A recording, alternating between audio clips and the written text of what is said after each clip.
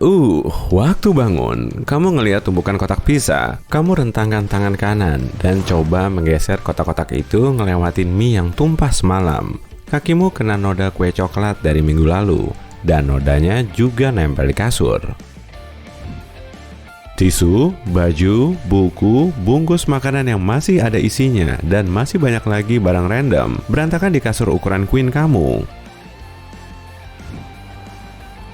Kamu malas banget buat turun dari kasur, tapi kamu harus kerja. Kamu dorong semua sampah itu dan menggeser semuanya ke lantai yang udah berantakan. Ada botol plastik, sampah fast food, baju, piring kotor, dan bulu hewan di lantai.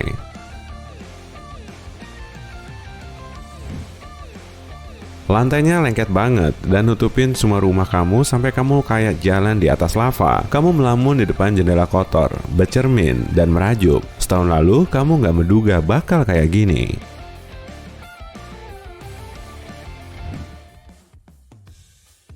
Setahun lalu, langit cerah dan kamu baru beli rumah baru. Rumah itu ada di pinggiran kota. Lingkungannya ramah, dikelilingi oleh pagar kayu dan bunga yang lagi mekar.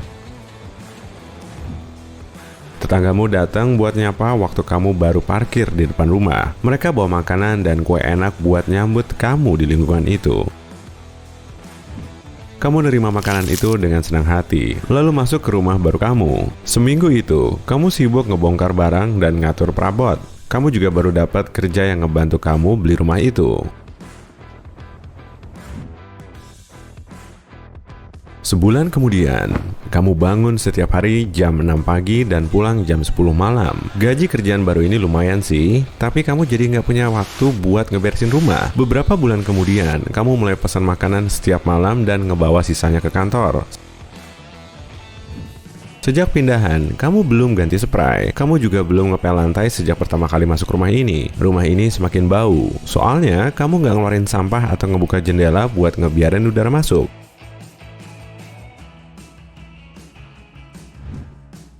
Kamu juga udah nggak milah-milah baju kotor lagi.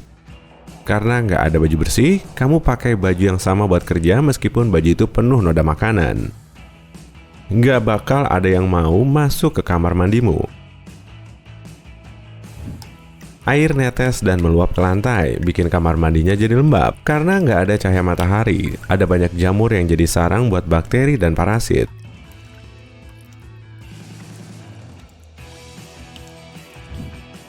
Pantesan kamu izin sakit terus setiap bulan. Kerjaan yang numpuk bikin kamu nggak merhatiin rumah. Itu juga berpengaruh sama kerjaan kamu. Kamu dapat beberapa peringatan dan diminta ngerawat diri. Seenggaknya beli atau nyuci baju yang kamu punya. Tapi makin banyak baju yang kamu beli, makin numpuk juga cucian kotor di rumah. Nggak ada lagi tempat buat tidur. Kasur kamu udah penuh sama tumpukan sampah, dan sofa kamu penuh sama kardus yang belum kamu buka sejak pindahan. Kamu mesen kantong tidur, dan akhirnya tidur di dapur yang kotor. Kecoa menguasai lantai dapur, meja, dan ruang-ruang kecil. Tikus kenyang makan perabot kayu dan bikin terowongan biar mereka leluasa bolak-balik ke rumahmu.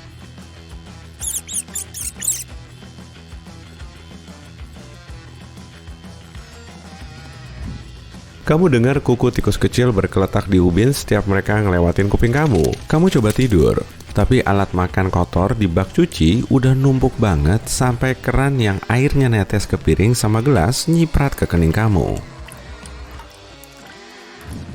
Kamu ambil kantong tidur itu dan pindah ke ruang bawah tanah. Baunya udah gak ketolong, lumut tumbuh di setiap sudut. Bahkan ada genangan air yang jadi sarang nyamuk, bakteri, dan hama lainnya.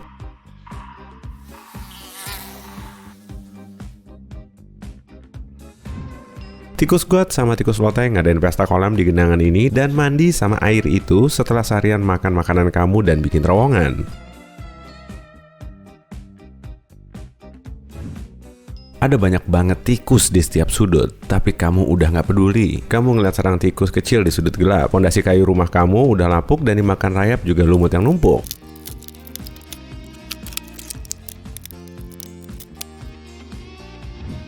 Kamu bangun besoknya dengan jejak kaki tikus di sekujur badan kamu. Kamu pergi kerja, tapi disuruh pulang lagi buat mandi. Gimana bisa mandi? Pipanya juga mampet, dan cuma beberapa tetes air kotor yang jatuh ke badan kamu. Kamu pergi ke halaman belakang. Di sana ada petak penuh tanah. Seharusnya kamu bikin kolam renang di sana, tapi nggak sempat ngurusin lagi. Kamu meletakkan kantong tidur di tanah dan berusaha nyari selang buat mandi, tapi selangnya udah digigitin tikus, jadi udah nggak bisa nyemprot dengan benar. Akhirnya kamu mandi pakai air dan coba buat ngeringin badan sama kantong sampah, soalnya handuknya udah kecampur sama sampah lain. Kamu kembali ke dalam rumah buat nonton TV. Wah, masih bisa nyala ternyata. Kamu ngosongin tempat di sofa dan mesan pizza. Kotak pizza udah numpuk sampai bisa dibikin meja sementara. Kamu naruh kaki kamu di sana. Tekanan dan berat kaki kamu bikin serangga yang makan sisa pinggiran dan keju pizza jadi kabur. Ada yang ngebel tuh. Kamu bangun buat ngebuka pintu. Abang kurir udah ada di mobilnya karena kebauan. Semua orang udah tahu kamu sekarang. Untungnya kamu udah transfer bayarannya. Kamu nonton TV lagi dengan beberapa hewan yang jalan-jalan santai di set TV kamu. Nggak kerasa udah berjam-jam nonton TV. Oh ya, kamu harus bangun pagi buat kerja. Kamu bikin tempat buat tidur, tapi kepala kamu kegores benda tajam yang ada di sofa.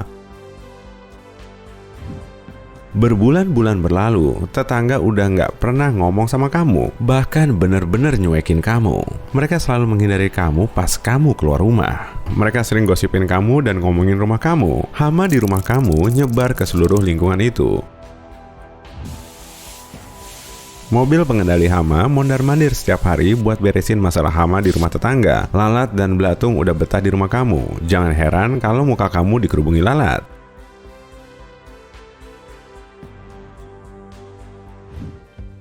Orang yang lewat ke lingkungan itu udah tahu rumah kamu sumber penyakit. Berbulan-bulan kemudian, rumah kamu udah nggak dikenal. Kamu udah nggak bisa ngeliat lantainya. Dindingnya juga udah penuh goresan. Tikus mengambil alih dan makan semuanya.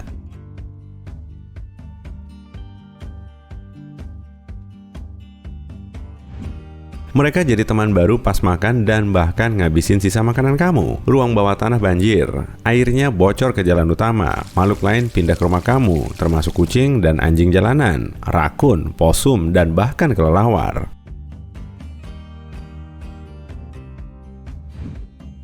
Kaca dari bohlam yang pecah berserakan di lantai. Kasur kamu bolong-bolong. Waktu bangun, kamu ngeliat tumpukan kotak pizza, lalu kamu bercermin.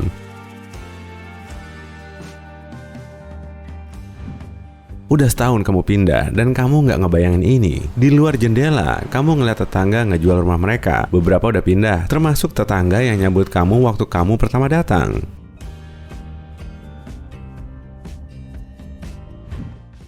Kamu balik badan. Untuk pertama kalinya, akhirnya kamu sadar rumah kamu kayak kapal pecah. Kamu ngeliat foto kamu digantung di dinding. Kamu masang foto itu waktu pertama pindah. Kamu mutusin buat memperbaiki rumah kamu dan beresin semuanya. Kamu tahu itu bakal butuh waktu lama, tapi kamu ngambil cuti dan mulai beres-beres dari kamar. Kamu ngambil berdus-dus kantong sampah dan mulai masukin sampah ke sana. Kamu beli 3 penyedot debu dan mulai ngebersihin semua debu dan puing yang numpuk selama setahun ini.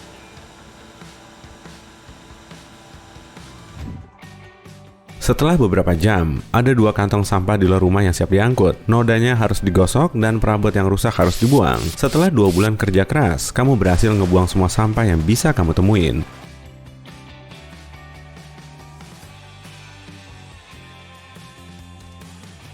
Butuh 1 minggu lagi buat ngegosok lantai dan dinding. Kamu pesan perabot baru buat ngeganti perabot yang habis digigit tikus. Yang paling susah sih, menyingkirkan hama dan memperbaiki masalah air di ruang bawah tanah.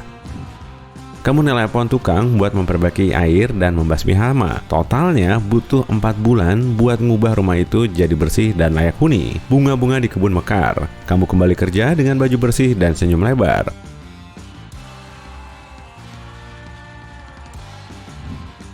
Kamu juga bisa ketemu tetangga baru yang udah tahu semua cerita kamu. Iya, kamu harus memperbaiki image kamu sekarang.